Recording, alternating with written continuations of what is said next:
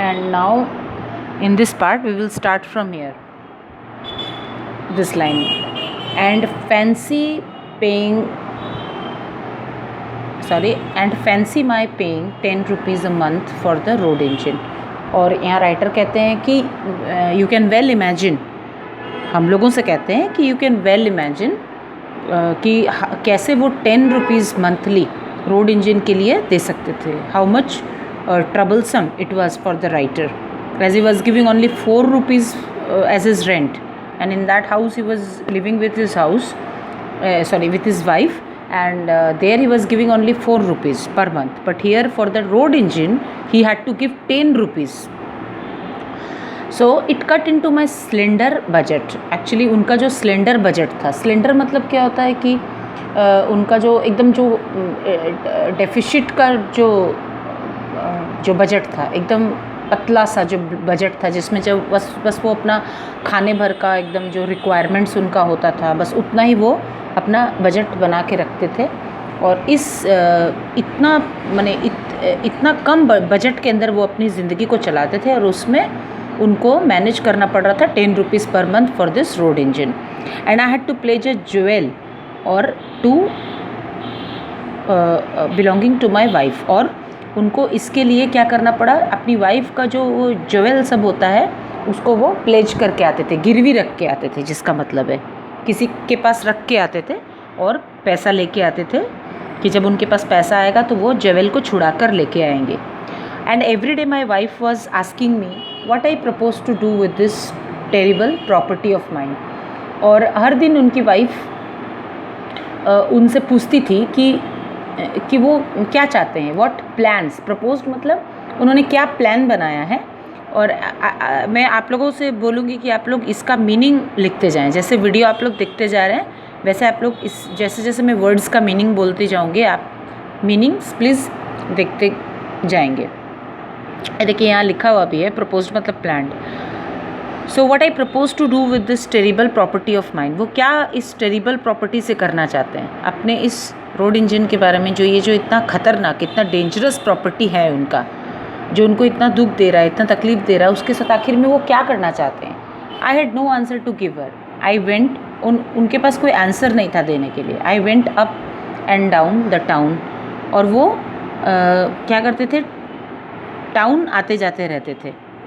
क्या करते थे कि कोई उनको बोला कि तुम टाउन में चले जाओ, वहाँ शायद वो तुम्हारी बिक्री हो जाएगी, तो वो जाते रहते थे टाउन में उसकी बिक्री के लिए. It for sale to all and sundry. All and sundry मतलब सब कोई को, जिसको भी जानते थे या जान पहचान के लोग थे या जो जहाँ बताता था वहाँ जाते थे, और उसको सेल करने के लिए वो बहुत कोशिश करते थे कि वो रोड इंजन कैसे भी करके सेल हो जाए.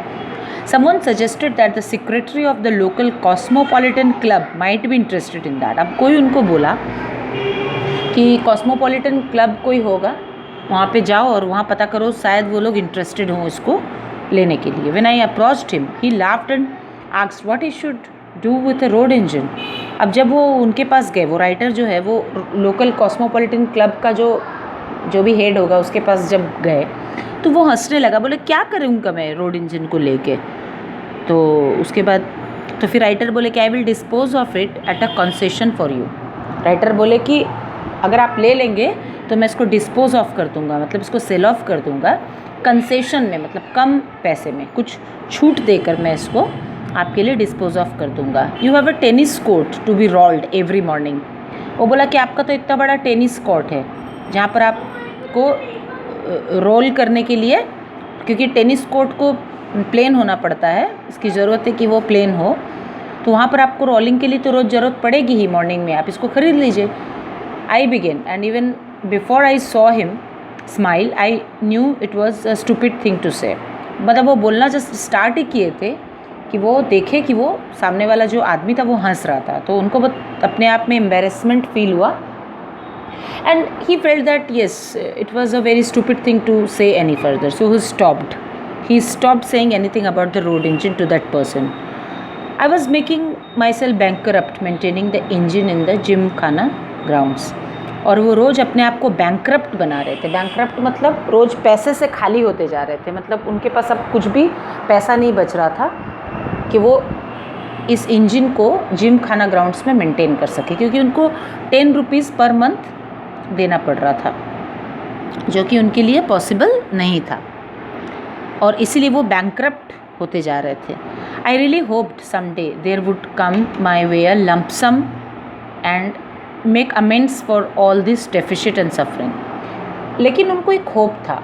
ही really hoped that some day will come, कोई एक दिन आएगा व्हेन एक lump sum amount of money, a large sum of money would approach the writer, उनके पास आएगा और उनका जितना भी डेफिशिट हुआ है, मतलब जितना भी शॉर्ट हुआ है पैसा का, या जितने भी उनको सफ़र करने की ज़रूरत पड़ी है, वो सब उनका भरपाई हो जाएगा, सब अमेंडमेंट हो जाएगा, सारा इम्प्रूव हो जाएगा वापस से.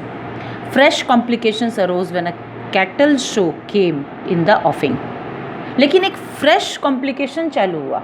ख़त्म क्या होगा, उनका सफरिंग्स ख़त्म क्या होगा, बल्कि rather some more complications started coming to the surface when a cattle show जो है केम इन द ऑफिंग, मतलब जस्ट आने ही वाला था. इमीडिएटली उनको पता चला कि कोई कैटल शो आने वाला. कैटल शो क्या है, जहाँ पर वो जो एनिमल्स होते हैं उनका एक फेयर लगाया जाता है, उसको कैटल शो बोलते हैं. It was to be held on the grounds. अब वो ग्राउंड्स में होने वाला था. I was given 24 hours for getting the things out of the ground. अब उनको सिर्फ 24 आवर्स मिला था कि वो ग्राउंड से अपना चीज़ को हटा सकें.